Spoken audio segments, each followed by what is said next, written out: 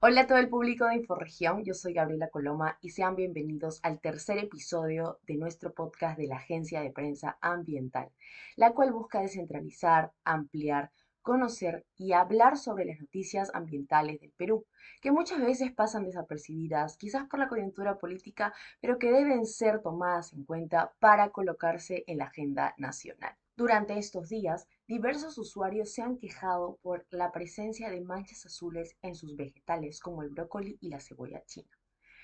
Por ello, hemos conversado en el programa de hoy con Luis Gomero Osorio, presidente del Consorcio Agroecológico Peruano, CAP, y agroecologista hace más de 40 años.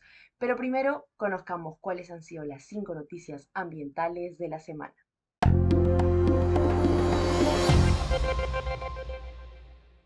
El día lunes, las comunidades Aguajún del distrito de Cenepa en Condorcanqui, región Amazonas, bloquearon una parte del río Cenepa como medida frente a la lucha contra la minería ilegal, la cual contamina y afecta la salud de la población. Anunciaron que desde este 25 de octubre se realizará un cierre definitivo de la cuenca. Según reportó el portal Vigilante Amazónico, esta medida se dio luego de que en la comunidad Guaguaín se quemaran 2 dragas de minería ilegal, que terminó con el enfrentamiento de comuneros y mineros ilegales que tenían armas, dejando a una persona herida. Serían 53 los mineros ilegales que se encontraban en esa comunidad, según informó la Organización de Desarrollo de las Comunidades Fronterizas del CENEPA, más conocido como DECOFORC. Y el día miércoles ocurrió un suceso en el local de DECOFORC. Mineros ilegales habrían quemado y saqueado los locales de esta organización. La Coordinadora Nacional de Derechos Humanos ha respondido hacia ese ataque y ha exhortado al ministro Willy Huertas, ministro del Interior, que por favor responda. Para quienes nos ven en imágenes pueden observar cómo ha quedado el local frente a la agresión. Esperemos que el Ministerio del Interior pueda realizar las acciones correspondientes de forma inmediata, porque las comunidades siguen en peligro.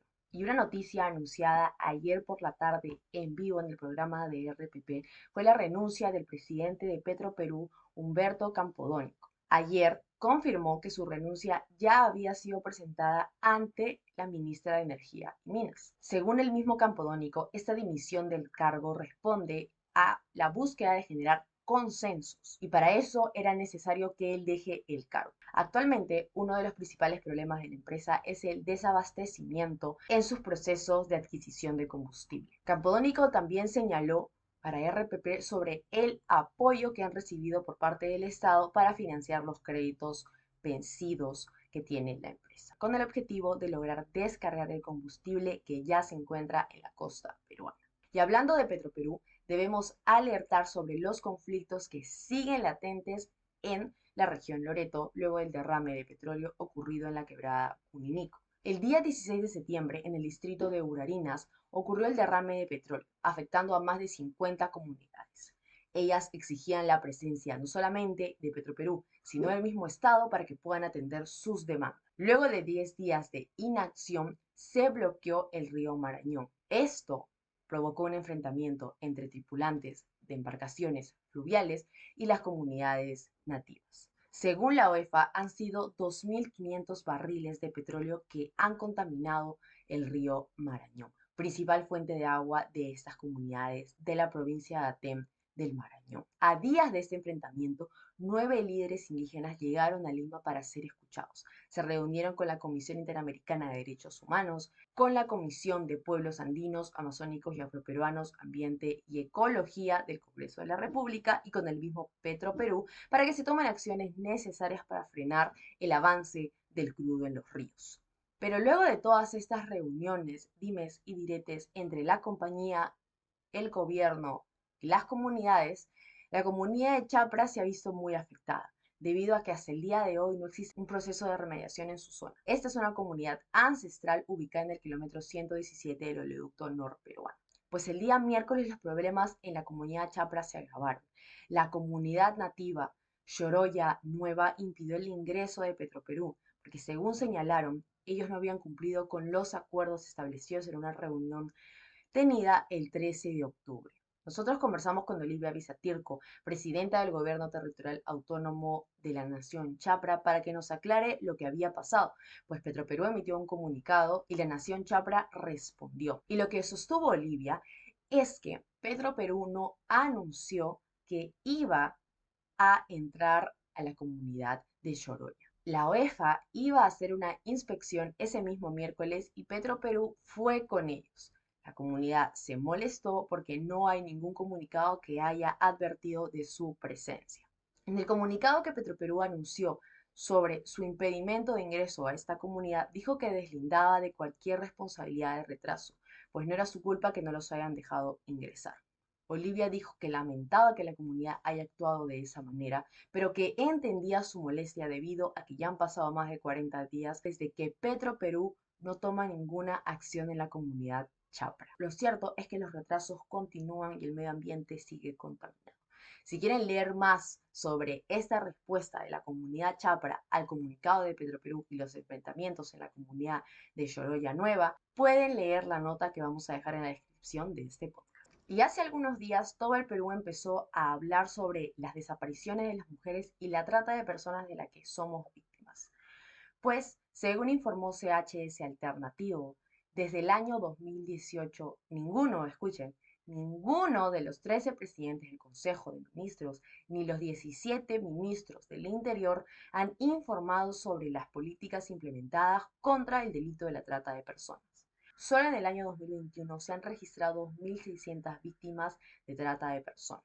Es obligación que el Premier y el Ministro del Interior rindan cuentas sobre qué acciones se toman contra este delito, pues así lo planteó el Plan Nacional de Acción contra la Trata de Personas del 2017 al 2022. Pero en 5 años se ha hecho caso omiso a este plan. Este año, la congresista Susel Paredes presentó la moción de orden solicitando que el premier Aníbal Torres y el ministro del Interior, Willy Huertas, rindan cuentas en el Congreso sobre qué avances y objetivos se han alcanzado en relación al Plan Nacional de la Trata de Personas. Ya se han cumplido 5 años de su ejecución y debe haber respuestas. ¿Qué acciones se toman para frenar, por ejemplo, lo que ocurre en la Amazonía? ¿Cuántas niñas desaparecen por este delito? Y como recordarán, esta semana diversos usuarios en redes sociales alertaron sobre la presencia de manchas azules en la cebolla china. Principalmente el expresidente de la Asociación Peruana de Consumidores y Usuarios, ASPEC, Jaime Delgado, hizo un video explicando esto. Según informó en su artículo publicado para Salud con Lupa, él envió una prueba a un laboratorio certificado y lo que encontró en estas muestras de cebolla china fue altas concentraciones de plaguicidas. Estas muestras de cebolla china que obtuvo fueron del mercado mayorista de Santa Anita. O sea que diversas personas han podido tomar este mismo producto y verse afectadas por el consumo de ellos. Lo que encontró en las muestras fue la presencia de diversas sustancias químicas, pero la que más lo alertó fue un fungicida órgano sulfurado denominado ditocarbamato, cuando los estándares internacionales prohíben la presencia de dicho producto en los alimentos por ser altamente tóxicos. ¿Qué es lo que están haciendo las autoridades para frenar esto? El SENASA, por ejemplo, la autoridad reguladora, no se da cuenta de el peligro que pone a todas las peruanas y peruanos. El mismo Jaime Delgado sostuvo que a pesar de que estos productos sean lavados, la presencia de sustancias tóxicas no se elimina del todo. Así que la salud de los peruanos y peruanas sigue en riesgo y las autoridades parecen no hacer nada ni preocuparse por ello. Estas fueron las 5 noticias ambientales. Ya regresamos con la entrevista de la semana, que tiene que ver con el último tema mencionado sobre la presencia de pesticidas en los alimentos. Ya volvemos.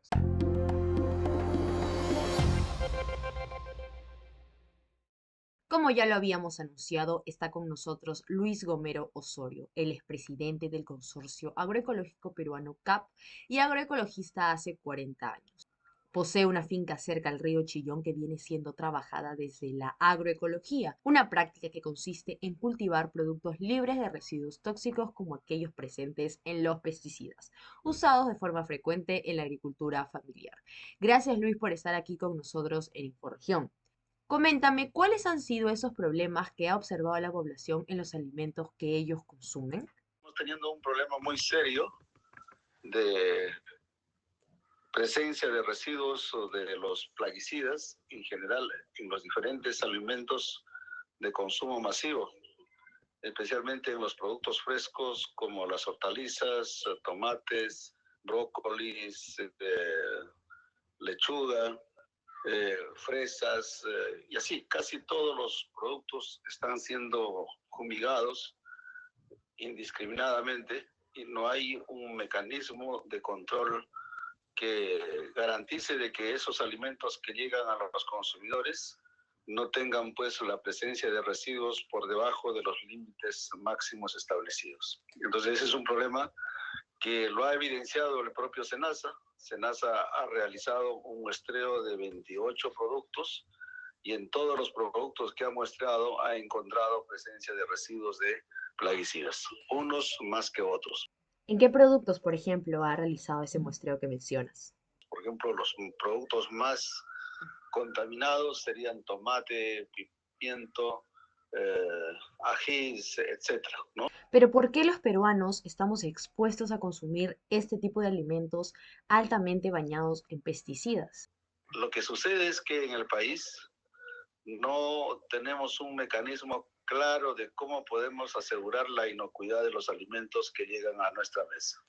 Por esa razón, es necesario plantear la exigencia de carácter obligatorio de las buenas prácticas agrícolas en todo lo que es el manejo del cultivo. Esta exigencia de obligatoriedad está establecido para la agricultura de exportación. Debido a que los mercados internacionales son exigentes, entonces se ha establecido de que un requisito para que esos productos sean vendidos en el mercado europeo, americano, asiático, tengan aprobado el Global Gap o lo que en español serían las prácticas agrícolas. Sin embargo, para todo lo que es el mercado interno, o sea, para el país, no hay ninguna exigencia de esa naturaleza. Entonces ahí hay un vacío en esa normativa y creo que una de las tareas urgentes que tiene que establecer SENASA es que universalice la obligatoriedad para poner en práctica las buenas prácticas agrícolas y eso en cierta medida podría ayudar o por lo menos reducir estos riesgos de presencia de residuos en los alimentos que consumimos. Claro, evidentemente esto tendría que regularse por, como mencionas, el SENASA. Pero en el caso de los agricultores, por ejemplo, ¿conocen los riesgos de utilizar estos pesticidas en los productos que cosechan? Sí, yo creo que hay grupos de agricultores que sí lo saben, hay otros agricultores quizás lo desconocen, pero por lo general, en la actualidad los agricultores conocen sobre los riesgos de los plaguicidas. Cuando uno les hace una encuesta sobre si sabe de que el producto es peligroso, sí sabe que es peligroso, ¿no? Pero también responden de que si no aplican esos productos, no se controlan las plagas. Entonces ellos, el objetivo primario de ellos es salvar sus cosechas para garantizar sus ganancias. Como no tienen asistencia técnica, entonces la situación se dificulta, no hay un acompañamiento, no hay asistencia técnica. En el Perú solo el 7.5% de los agricultores, o sea, de los agricultores familiares, reciben asistencia técnica. El resto no lo tiene, o en todo caso, recibe las visitas a empresas de agroquímicos. Pero los técnicos de las empresas de agroquímicos, su objetivo pues no es la asistencia técnica, sino es vender su producto. Claro, exacto. Entonces, y ahí entramos de que los que tienen el control general, ¿no?, de lo que significaría la llamada, digamos, asistencia técnica, son de los vendedores de químicos cuyo objetivo es vender cualquiera de sus productos, sean altamente peligrosos, moderadamente peligrosos o levemente peligrosos. Su objetivo es vender. Ese es el problema que tenemos. Pero estos agricultores consumen esos mismos alimentos tóxicos, por ejemplo. La oportunidad de estar en Huánuco, en Umari, donde es la zona papera importante de Huánuco, encontré un agricultor fumigando. Entonces yo le decía, señor, esta papa después usted lo consume, y él me respondió así, sin ninguna duda, me respondió de que esta papa se va al mercado, ¿no? Para nosotros tenemos una parcela pequeña donde sembramos y eso manejamos de otra manera.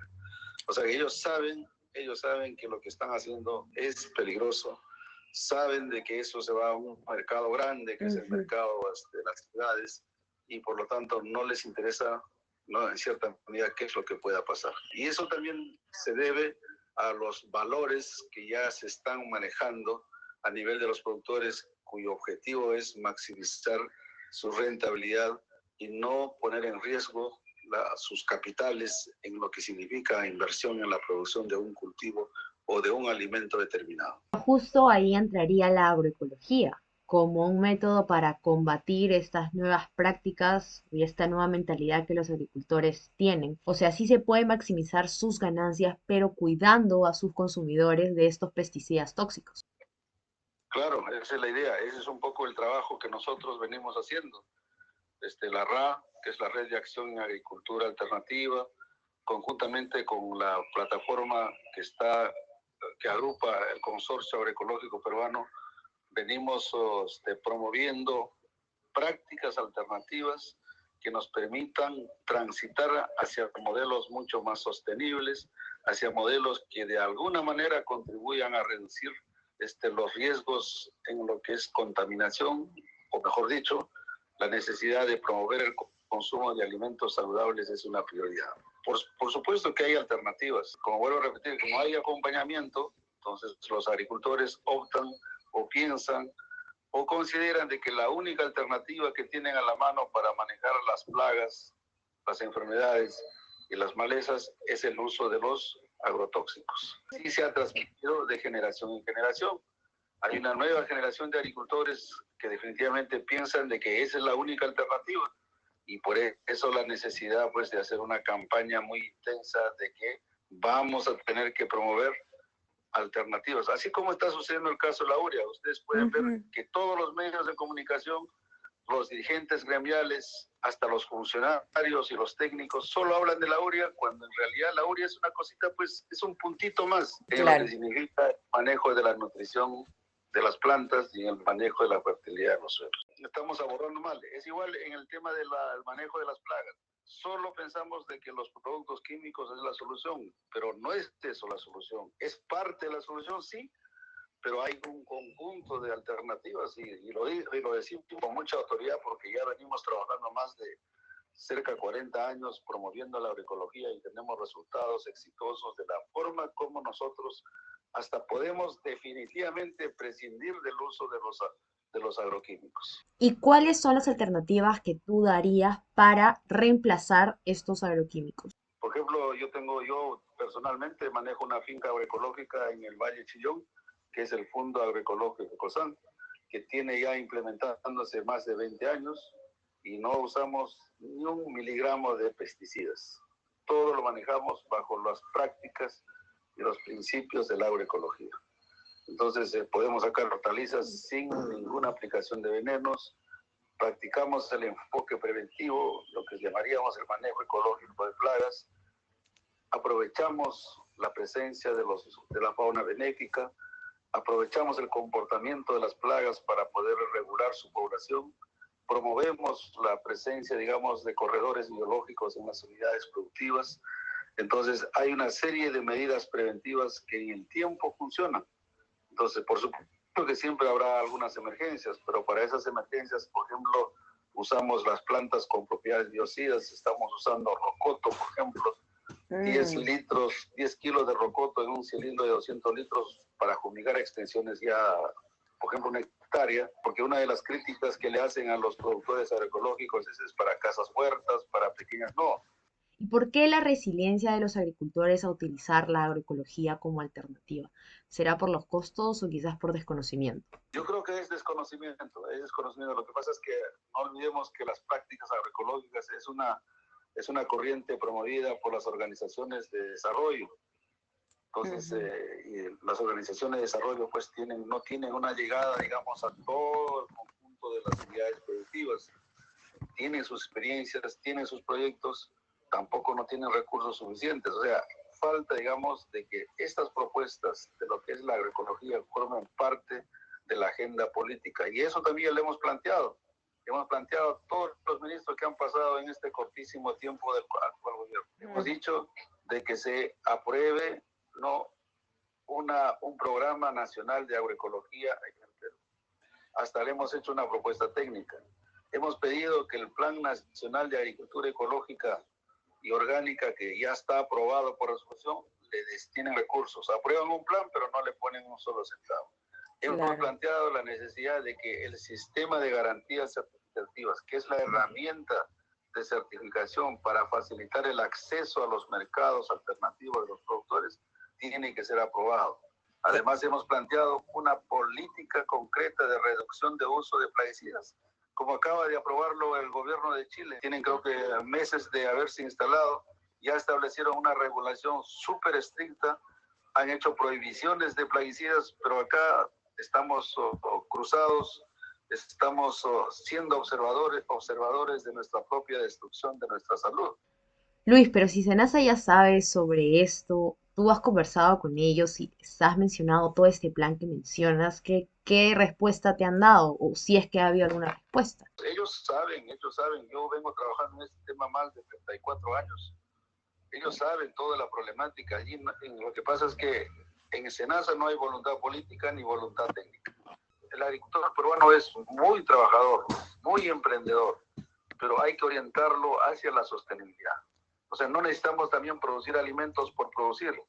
De nada vale que produzcamos alimentos destruyendo nuestros ecosistemas. ¿Qué es lo que está sucediendo para las futuras generaciones? Entonces, hay que orientar al agricultor, hay que mirar mejor toda nuestra historia como buenos agricultores que hemos sido, retomar nuestras tecnologías, validarlos. Allí también tenemos que sacar a las universidades de sus cuatro paredes. Tantas universidades de ciencias agrarias tenemos, que creo que es una fábrica de profesionales que un centro de innovación y de desarrollo de la ciencia y tecnología a favor del agro.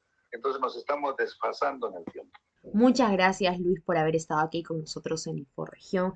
Nos has brindado grandes luces de lo que ocurre con la agricultura familiar en el país. Es importante que SENASA tome las acciones correspondientes porque la salud alimentaria del Perú está en riesgo. Estamos inseguros. Esa es la conclusión que sacamos de esta entrevista.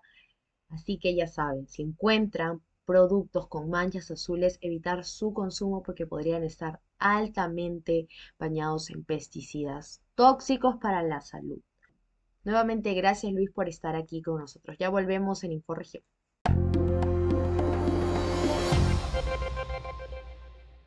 Bueno, esto ha sido todo por esta semana. Ya saben que pueden seguirnos en nuestras redes sociales como Instagram, Facebook y Spotify. También nuestro podcast estará en estas redes sociales y pueden escribirnos a través del Facebook y del Instagram para comentarnos si tienen alguna historia, quizás alguna denuncia que quieran realizar. Nosotros la leeremos a través de esas plataformas. Yo soy Gabriela Coloma y esto ha sido todo en Inforregión Podcast. Hasta el próximo viernes. Chao.